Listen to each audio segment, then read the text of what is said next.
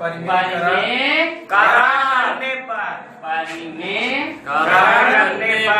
करने पर बाईं तरफ करेंगे बेटा। चिन्ह क्या है? माइनस से होगा। यहाँ लिखेंगे √3 - 1 बटे √3 प्लस 1 गुणा लगाएंगे √3 - 1 बटे √3 - 1 वही संख्या का गुणा करेंगे वही संख्या का भाग। अब ये एक ब्रैकेट में ये है, दूसरे ब्रैकेट में ये है।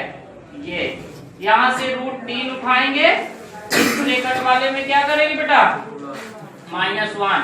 यहाँ चिन्ह माइनस है तो माइनस उठाएंगे। 1 √3 - 1 बटे इसका गुणा इसमें करेंगे √3 ब्रैकेट √3 - 1। अब प्लस 1 उठाएंगे, इसमें गुणा करेंगे। क्यों बेटा? √3 - 1 बराबर a - b √3 ऐसे लिखते हुए चले आएंगे, क्योंकि a और b का मान क्या करना है? हमको निकालना है। तो चलिए √3 का गुणा √3 में करेंगे, क्या आ जाएगा?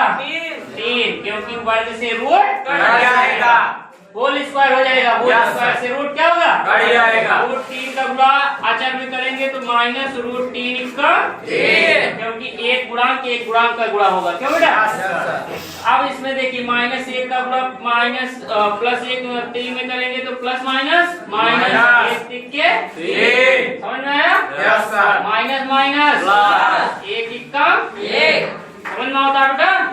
फिर बटे वही तरह यहाँ गुणा करेंगे, क्या आएगा? यहाँ 3 √3 का गुणा 1 में करेंगे तो माइनस कितना? √3। अब +1 का गुणा +3 में करेंगे तो √3 का प्लस माइनस बराबर क्या गुजरेगा? a - b √3। कोई समस्या? No sir. अब यहाँ से लाइन खींच दी जाए। अब इसको आगे देखिए। अब यहाँ तो देखिए 3 में कितना जोड़ना है? 1। क्या बन जाएगा? 4। समझ में आया? अब इसका चिन्ह क्या है? माइनस। इसका भी चिन्ह क्या है? माइनस जुड़ेगा, लेकिन चिन्ह माइनस लगेगा। -1 जोड़वा कितना हो जाए? -2 और रूट कितना लिख गया? 3। समझ में आएगा?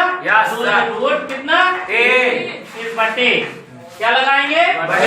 अब ये माइनस में ये प्लस में क्या हो जाएगा? 3 में 1 घटा देंगे बेटा, 2 बराबर a - b रूट क्या आया? समझ में? अब चलिए 2 से दोनों में क्या करना है? भाग देना है। 2 दूना 4, 2 इक्का 2, 1 रूट क्या बनेगा? 1 बराबर a - b √3। अब तुलना करने पर, दोनों पक्षों में क्या करने पर? तुलना करने पर देखिए a यहाँ है, a का गुणांक कितना है? 2 है कि नहीं? यहाँ अंडर रूट कट जाएगा। b का गुणांक क्या आएगा? यहाँ भी माइनस, यहाँ माइनस प्लस। b का गुणांक क्या आएगा? 1। अतः a का मान 2, b का मान 1। यही आपका क्या हो गया बेटवा? समझ में आया?